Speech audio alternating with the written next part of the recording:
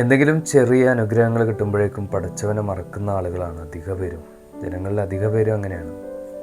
വളരെ കുറച്ച് ആളുകൾ മാത്രമാണ് അതിൽ നിന്ന് വ്യത്യസ്തമായിട്ടുള്ളത്. നമുക്ക് എന്തൊക്കെ അനുഗ്രഹങ്ങളുണ്ടെങ്കിലും, ഇപ്പോൾ നമ്മൾ നന്നായിട്ട് ഫുട്ബോൾ കളിക്കുന്ന ഒരാളാണെന്ന് വിചാരിക്കുക, അത് പടച്ചവനിൽ നിന്ന് കിട്ടിയിട്ടുള്ള കഴിവാണ് എന്നുള്ളത് നമ്മൾ മനസ്സിലാക്കണം. നന്നായിട്ട് ചിത്രം വരയ്ക്കുന്ന ആളുകളുണ്ടെങ്കിൽ, നന്നായിട്ട് പാട്ട് പാടുന്ന ആളുകളുണ്ടെങ്കിൽ, ആളുകളോട് നന്നായിട്ട് സംസാരിക്കാൻ കഴിയുന്ന ആളുകളുണ്ടെങ്കിൽ, ഇതെല്ലാം അല്ലാഹു സുബ്ഹാനഹു വ തആലയിൽ നിന്ന് കിട്ടിയിട്ടുള്ളതാണ്, അവൻ തന്നിട്ടുള്ള അനുഗ്രഹമാണ് എന്നുള്ളൊരു ബോധം വേണം. പൊതുവേ ഇങ്ങനെയുള്ള കാര്യങ്ങളൊക്കെ ഉള്ളവർ മറ്റുള്ളവരെ കളിയാക്കും, നിനക്ക് അങ്ങനെ ചെയ്യാൻ കഴിയില്ലല്ലോ, ഇങ്ങനെ ചെയ്യാൻ കഴിയില്ലല്ലോ എന്നൊക്കെയുള്ള രീതിയിൽ. ഈ അനുഗ്രഹങ്ങൾ എപ്പോൾ വേണമെങ്കിലും പടച്ചവൻ അങ്ങോട്ട് തിരിച്ചെടുക്കാം എന്നുള്ളത് നമ്മൾ വളരെ വ്യക്തമായിട്ടുള്ള രീതിയിൽ മനസ്സിലാക്കേണ്ട ഒരു കാര്യമാണ്. കാരണം അങ്ങനെ ചരിത്രത്തിൽ സംഭവിച്ചിട്ടുണ്ട്. ഇപ്പോൾ കാറൂൻ്റെ കാര്യമൊക്കെ പറയുകയാണെങ്കിൽ, കാറൂന് ഒരുപാട് സമ്പത്തുണ്ടായിരുന്നു. സമ്പത്ത് അങ്ങനെ കിട്ടി ഒരു ലെവലെത്തിയപ്പോൾ അതിൻ്റെയൊക്കെ അധികാരി താൻ മാത്രമാണ് എന്ന് ആ ഒരു മണ്ടനായിട്ടുള്ള ആൾ വിചാരിച്ചു. അവസാനം ഭൂമി പിളർന്ന് താഴേക്ക് പോയി എന്നാണ് ചരിത്രം വിശദീകരിക്കുന്നത്. ഓരോ ആളുകളും അങ്ങനെ തന്നെയാണ്. ഫിർഔൻ്റെ കാര്യം എടുക്കുകയാണെങ്കിലും, നമ്രൂദിൻ്റെ കാര്യം എടുക്കുകയാണെങ്കിലും, ഭരണപരമായിട്ടുള്ള കഴിവാണ് അവർക്ക് കൊടുത്തിട്ടുണ്ടായിരുന്നത്. അധികാരം താൽക്കാലികമായിട്ട് അവർക്ക് കൊടുത്തു.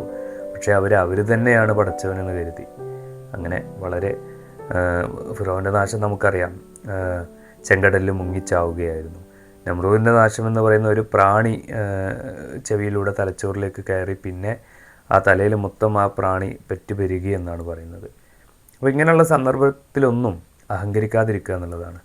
സൂറത്ത് നൂനിൽ പറയുന്നുണ്ട്, അഊദു ബില്ലാഹി മിനശ് ശൈത്വാനിർ റജീം ബിസ്മില്ലാഹിർ റഹ്മാനിർ റഹീം ഹമ്മാസിം മശ്ശാഇം ബിനമീം മന്നാഇൻ ലിൽ ഖൈരി മുഅ്തദിൻ അസീം ഉതുല്ലിൻ ബഅദ ദാലിക സനീം كان ذا مال وبنين إذا تتلى عليه آياتنا قال أساطير الأولين سنسمه على الخرطوم.